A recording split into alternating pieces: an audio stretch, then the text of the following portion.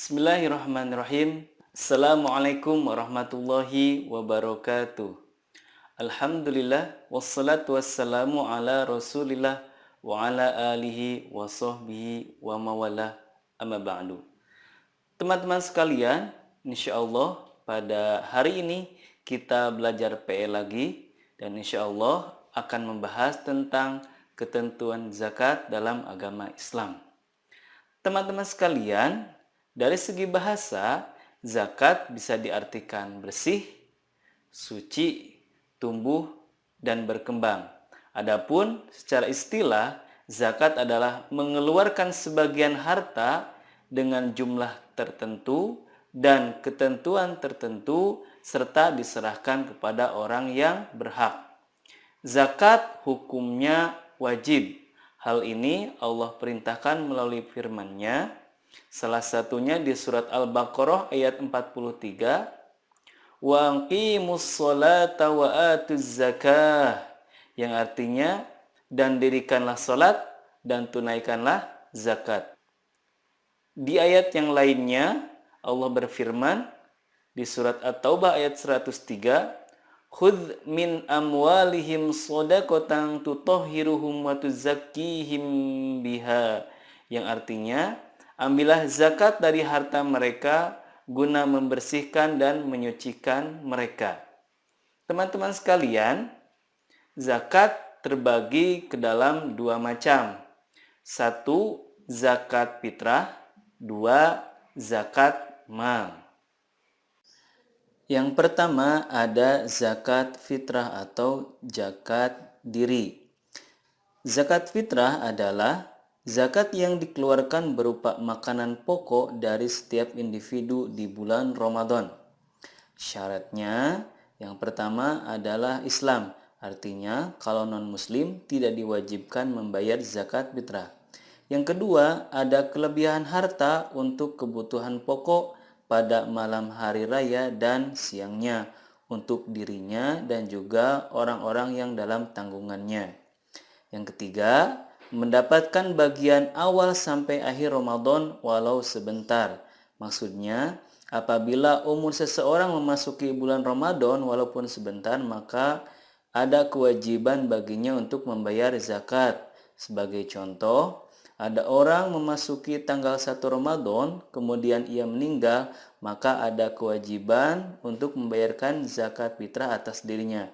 Begitu pula kalau ada bayi yang lahir sebelum matahari terbenam di akhir bulan Ramadan, maka wajib pula dibayarkan zakat fitrahnya. Waktu pembayaran zakat fitrah adalah dari awal Ramadan sampai sebelum sholat Id selesai. Ukuran zakat fitrah untuk setiap individunya adalah 1 so'.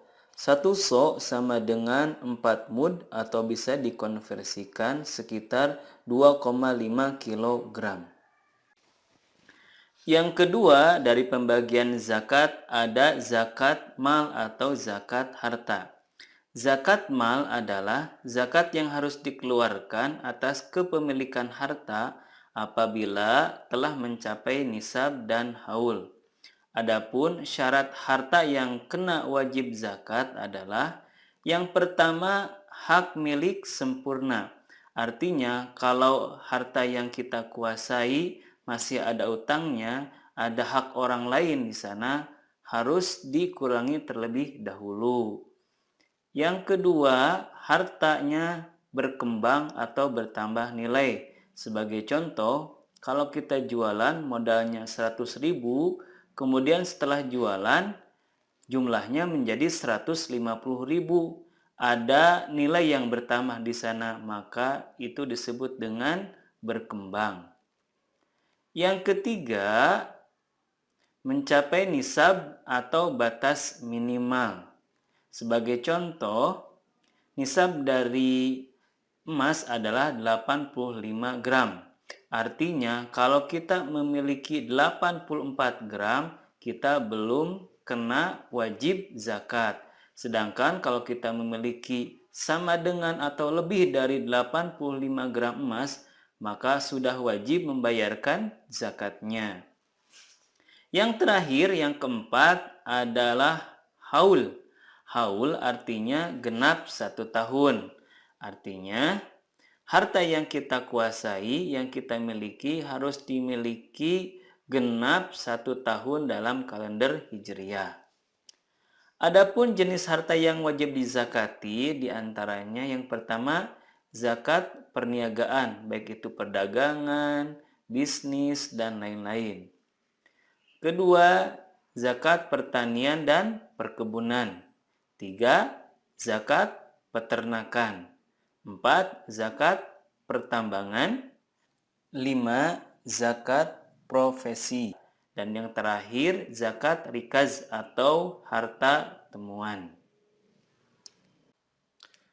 Oke, sekarang kita akan membahas tentang nisab, waktu, dan juga kadar dari masing-masing zakat mal. Pertama, untuk zakat emas. Zakat emas nisabnya adalah 85 gram. Waktunya adalah 1 tahun atau haul, dan kadar atau ukuran yang harus dikeluarkan adalah 2,5%. Teman-teman sekalian, mohon untuk diingat bahwa nisab zakat emas ini menjadi ukuran untuk zakat-zakat yang lainnya. Jadi mohon untuk dihafal ya. Yang kedua, zakat perak.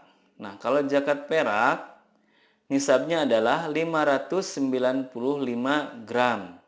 Waktunya atau kepemilikannya adalah 1 tahun, dan zakat yang harus dikeluarkan adalah 2,5%. Yang ketiga, zakat penghasilan atau zakat profesi. Nah, nisabnya adalah apabila harta tersebut senilai dengan emas 85 gram. Waktunya 1 tahun, dan zakat yang dikeluarkan adalah 2,5%. Kemudian hasil niaga atau hasil bisnis, hasil perdagangan, sama ya, nisabnya adalah senilai emas 85 gram. Waktunya adalah 1 tahun, dan kadar yang harus dikeluarkan adalah 2,5%. Adapun untuk hasil pertanian, ini ada 2 macam nisabnya. Pertama, kalau hasil pertanian itu berkulit, maka nisabnya adalah 1,4 ton atau 1.400 kg. Sedangkan kalau sudah tidak berkulit, maka nisabnya adalah 0,7 ton atau 700 kg. Nah, waktu pembayarannya adalah ketika panen. Nah, untuk kadarnya pun berbeda. Nah, 5% kalau pengairnya itu berbayar semacam irigasi. Sedangkan kalau tidak diairi secara gratis atau melalui air hujan, maka yang harus dikeluarkan adalah 10%.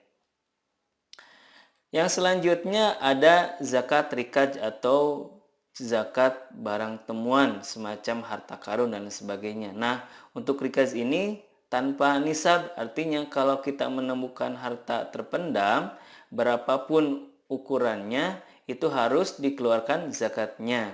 Dan waktunya pun tidak perlu menunggu 1 tahun, melainkan saat ditemukan. Nah, kadarnya, ukuran zakatnya adalah 20%. Selanjutnya kita akan membahas tentang nisab, waktu, dan juga kadar zakat dari hewan peternakan. Pertama ada unta. Untuk unta nisabnya adalah 5. Artinya kalau kita sudah memiliki 5 unta dan sudah diurus selama 1 tahun, yang harus dikeluarkan atau zakatnya adalah 1 ekor domba. Adapun kalau sapi, nisabnya adalah 30 ekor. Waktunya 1 tahun, dan zakat yang dikeluarkan adalah satu anak sapi yang berumur 1 sampai 2 tahun. Selanjutnya, apabila kita memiliki kambing atau domba, maka nisab zakatnya adalah 40 ekor.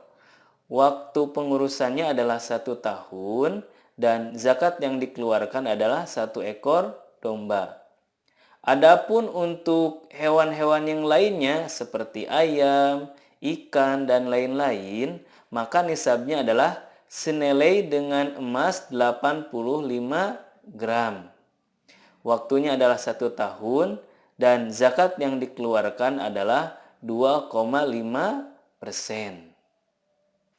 Teman-teman sekalian, alhamdulillah kita telah membahas tentang ketentuan zakat mulai dari pengertian, kemudian pembagian, ada zakat fitrah, ada zakat mal, dan lain-lain. Semoga mudah untuk difahami. Mohon maaf apabila banyak kekurangan dan terima kasih atas perhatian semuanya. Sekian, Assalamualaikum warahmatullahi wabarakatuh.